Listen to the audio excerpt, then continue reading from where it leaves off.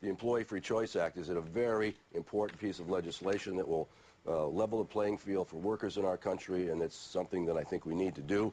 When people want to join a union, and the reason they want to join a union, they get better pay, they get better health care, better pension benefits, and they can work cooperatively in a partnership with our corporations across America to grow this economy and to get a decent part of the productivity instead of it all going to the basic people at the very top. There have been people who have questioned, though, the idea of secret ballot going away. Can you get those things without the secret ballot going away?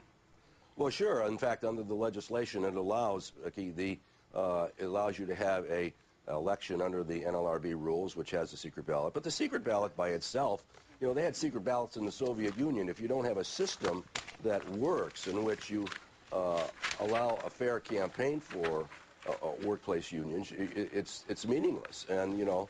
But so, I guess the secret ballot, in terms of signing the cards ahead of time, that would no longer be secret. Sure, it's secret. And if you get a majority sign-up, like you do in 80 other countries around the world, you get a union. We've had 500,000 workers get a union in this country in recent years that way.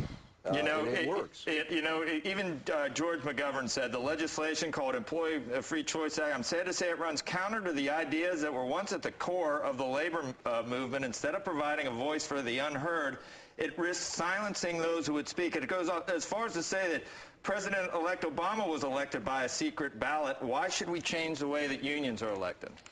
George McGovern is wrong. And Barron's is wrong, too. President-elect Obama is for the Employee Free Choice Act, as are a majority of the citizens. In seven battleground Senate races we had across the country, Peter Hart did a poll on election night and found out that even though the opposition spent $20 million to defeat people in those Senate seats based on this issue, it had the least impact. And this issue, Singular Wireless, for instance, and Kaiser Permanente, they have all organized under this, and they have a great relationship. They have a partnership with their employees. This is a contentious issue, Congressman. The Labor Day list, partnerships that This is a contentious issue. The secret ballot allows a worker to vote his conscience and not be cajoled and intimidated by a bullying mob or persecuted for standing alone on an issue. And I'm sure you also know, Congressman, that a lot of the legacy issues that GM has right now is because of these legacy. The unions are part of the problem for taking down GM at this. You want to embolden the unions at this point when we're losing the big three anyway? Listen, the greatest growth we had in this country when unions were strong. We have taken away the rights of workers to earn a decent pay, to take care of their families, to make sure they have been able to go to college. The productivity in this country has gone up since 1983, and workers have gotten about 9% of that 89% productivity growth. The rest has gone to everyone else. We can do this together with corporations if we work cooperatively. And I want to say on the intimidation question, because I'm glad you raised that.